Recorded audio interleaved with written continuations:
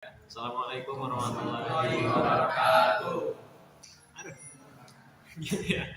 Oke, pada kesempatan kali ini saya dari kelompok kami ingin mempresentasikan chapter 14, modul 14.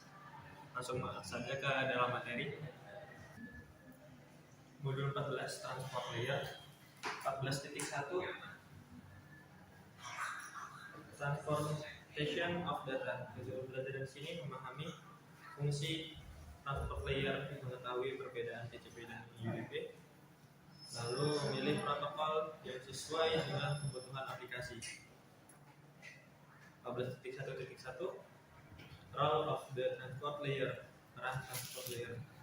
Transport layer adalah layer 4 pada model OSI yang bertugas mengirim data dari satu aplikasi ke aplikasi lain. Fungsinya di sini mengirim data antar host, memastikan data sampai ke aplikasi yang benar, lalu mengatur komunikasi antar perangkat.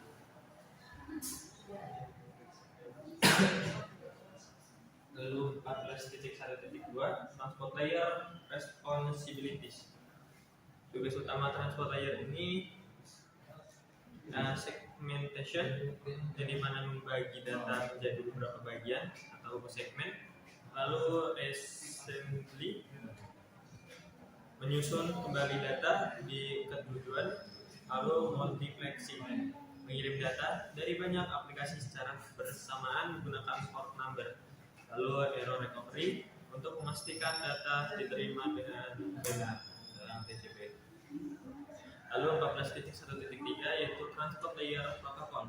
Ada dua protokol utama, yaitu TCP, Transmission Control Protocol, di mana connection oriented, data lebih andal, ada proses pengecekan kesalahan, lalu lebih lambat. Digunakan untuk web, HTTP atau HTTPS, email atau FTP. Lalu UDP, User Datagram Protocol, connection itu seperti connection yang lebih cepat, tidak menjamin data sampai, dan tidak ada transmission. Digunakan untuk video streaming, video call, online game atau DNS. 14.1.4 Transmission Control Protocol, TCP. Karakteristik TCP membuat koneksi sebelum mengirim data, menjamin data sampai paket, lalu mengirim ulang paket yang hilang. Kelebihannya andal dan akurat, kekurangannya lebih lambat karena banyak yang diproses. Lalu 14.1.5 yaitu User Datagram Protocol atau UDP. Karakteristik UDP ini tidak membuat koneksi, langsung mengirim data dan tidak mengecek apakah data diterima atau tidak. Kelebihannya cepat dan ringan, kekurangannya data bisa hilang tanpa diketahui. Lalu 14.1.6 yaitu the right transport layer protocol for the right application, di mana pemilihan protokol tergantung kebutuhan aplikasi. Misalkan TCP akurat untuk data penting dan ada konfirmasi. UDP cepat, data secara real time dan tidak ada konfirmasi sama sekali. Contohnya download file itu menggunakan TCP, lalu streaming video UDP, email TCP, video conference UDP, dan online game itu UDP.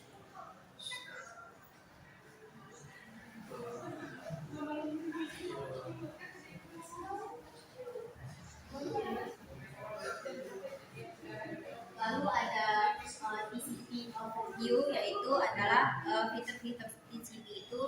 TCP melakukan proses jabat tangan 3 arah rewind and set untuk memastikan koneksi antar perangkat terjalin sebelum data mulai dikirim. Menjamin semua data sampai ke tujuan dengan mengirimkan sinyal konfirmasi. Jika ada paket yang hilang, lalu TCP akan mengirim ulang paket tersebut. Setiap paket data diberi nomor urut. Jika paket data sampai di tujuan dalam koneksi acak, TCP akan menyusunnya kembali sesuai urutan aslinya. Flow control itu mengatur jumlah data yang dikirim dalam satu waktu agar menerima tidak kebanjiran data.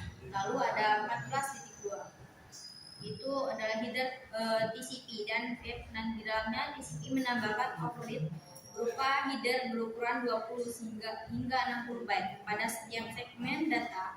Feed utama di dalam Header TCP meliputi source port dan destination port. Menentukan aplikasi asal dan aplikasi tujuan pada perangkat. Sequence numbernya nomor urut untuk menyusun kembali data yang diterima.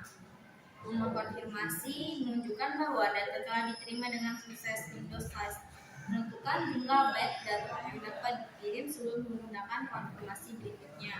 Berperan dalam flow control dan control byte. Penanda status koneksi seperti SGN, sinkronisasi koneksi acak. Lalu ada 14.2.4 aplikasi menggunakan TCP atau application the use TCP menggunakan oleh protokol lapisan aplikasi yang membutuhkan akurasi data tinggi dan tidak boleh ada kesalahan sehingga kehilangan data sedikit pun. Ada HTTP atau HTTPS protokol untuk mengakses layanan web. Ada FTP atau SPTP protokol untuk transaksi file antar perangkat. Lalu ada SMPT atau POP3 IMP protokol pengirim dan pengiriman surat elektronik atau email. Atau ada SSH protokol untuk akses konfirmasi jarak jauh atau remote test. Lalu dilanjutkan lagi.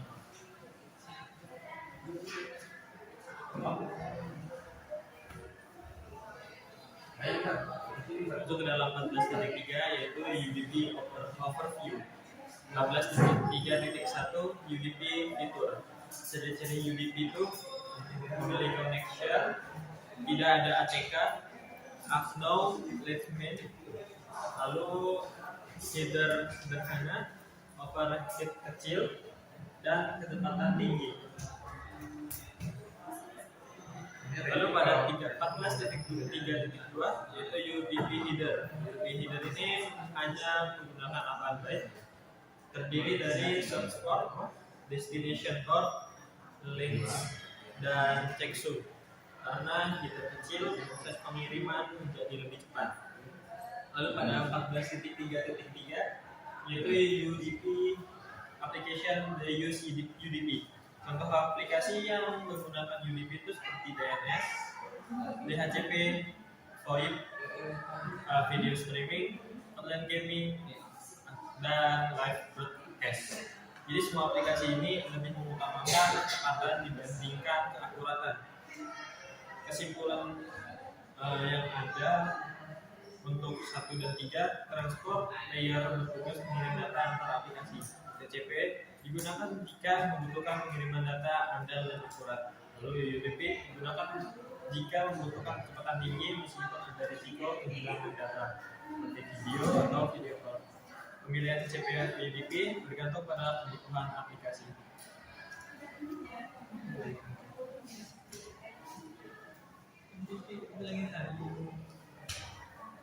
Lagi selanjutnya kelas 4 port nomor yang memberikan layanan atau aplikasi di jaringan. 14.4.1 communication memungkinkan banyak koneksi berjalan bersama. 14.4.2 soket gabungan IP dan port pengirim serta penerima untuk membentuk koneksi unit. 14.4.3 port number group terdiri dari well port, regular dan domain. 14.4.4 next start command digunakan untuk melihat koneksi jaringan dan port yang aktif. Baik, di sini materi selanjutnya yaitu pada modul 14.5.1 TCP server proses.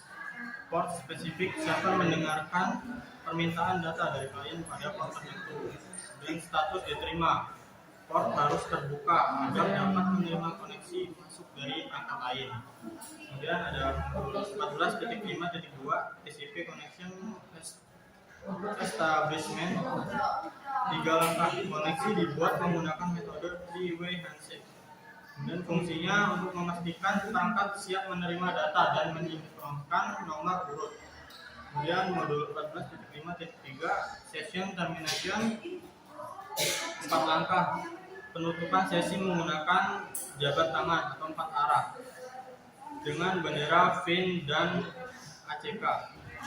Mengakhiri koneksi secara bersih setelah semua transmisi data selesai dikirim. Dan ada modul 14.5.4 TCP Three-Way Transact Analysis, validasi analisis teknis bagaimana bendera SYN dan CK mengatur urutan segmen data. Kemudian ada keamanan, memastikan tidak ada data yang hilang sebelum komunikasi utama dimulai. Oke, materi selanjutnya akan dijelaskan oleh Nabil. Selanjutnya ada di 14.6 yaitu reliability and flow control. Yang pertama itu TCP reliability berarti and deliver. Jadi TCP merupakan protokol yang menjamin data dikirim dengan andal atau reliable dan berurutan atau ordered. Berbeda dengan UDP, TCP akan mengirim ulang paket yang hilang dan memastikan semua data diterima. Setiap segmen TCP diberi sekuensi number untuk menentukan urutan data. Jika segmen tiba-tiba tidak berurutan karena melewati jalur yang berbeda, TCP akan menyimpan di buffer, menyusun kembali sesuai urutan, lalu menentukan ke aplikasi. Saat koneksi dimulai, TCP menggunakan initial sekuensi number atau disebut juga ISN sebagai nomor urutan awal. Selanjutnya ada video menjelaskan tentang bagaimana TCP menggunakan sekuensi number dan untuk memastikan data diterima dengan benar. Setiap segmen memiliki nomor urut. Penerima mengirim ACK untuk memberitahu byte berikutnya yang diharapkan. Jika segmen data tidak berurutan, TCP menyimpan hingga semua segmen lengkap. Selanjutnya ada TCP reliability, data loss and retransmission, yang dimana TCP mampu mendeteksi kehilangan data atau bisa disebut juga paket loss. Jika ada segmen yang hilang, TCP akan mengirim ulang. TCP menggunakan selective acknowledge segment agar hanya segmen yang hilang yang dikirim ulang, bukan seluruh data. Selanjutnya ada video kembali yaitu menjelaskan tentang mengirim segmen dan menjalankan timer. Jika penerima tidak mengirim ACK karena segmen hilang, timer akan habis. TCP kemudian mengirim ulang segmen yang hilang. Setelah ACK diterima, pengiriman data dilanjutkan hingga selesai. Selanjutnya ada di 14.6.5 yaitu TCP flow control, window size and TCP menggunakan flow control agar pengiriman tidak mengirim data melebihi kemampuan penerima. Mekanisme ini menggunakan window size.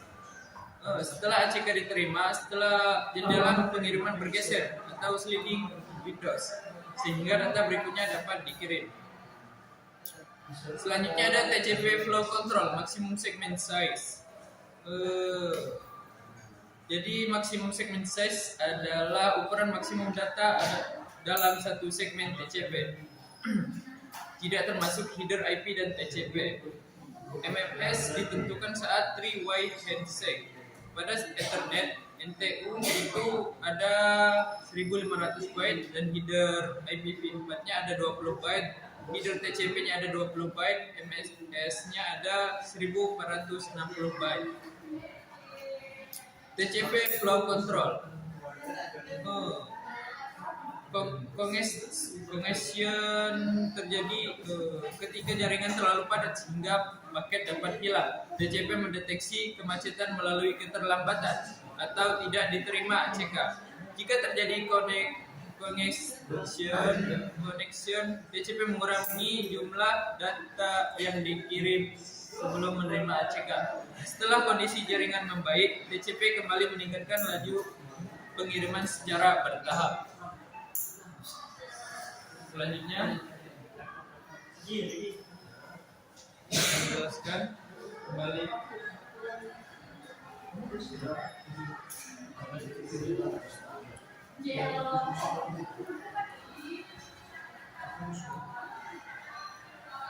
Selanjutnya saya akan menjelaskan chapter 14 subbab 14.7.1 UDP Low Overhead versus Reliability.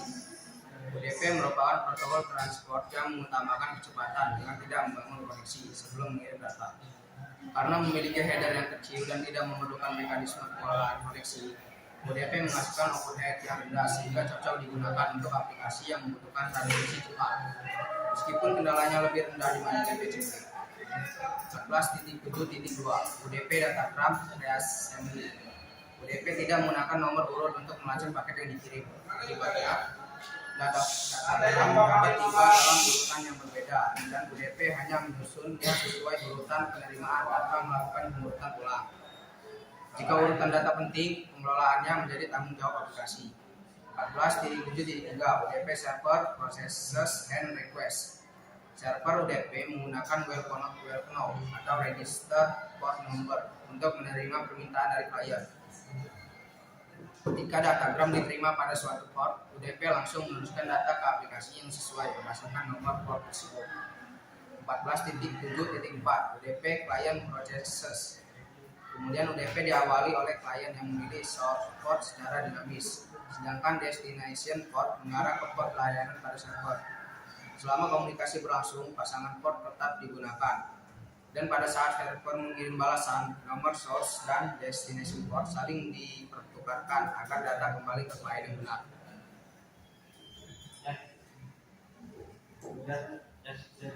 Bill.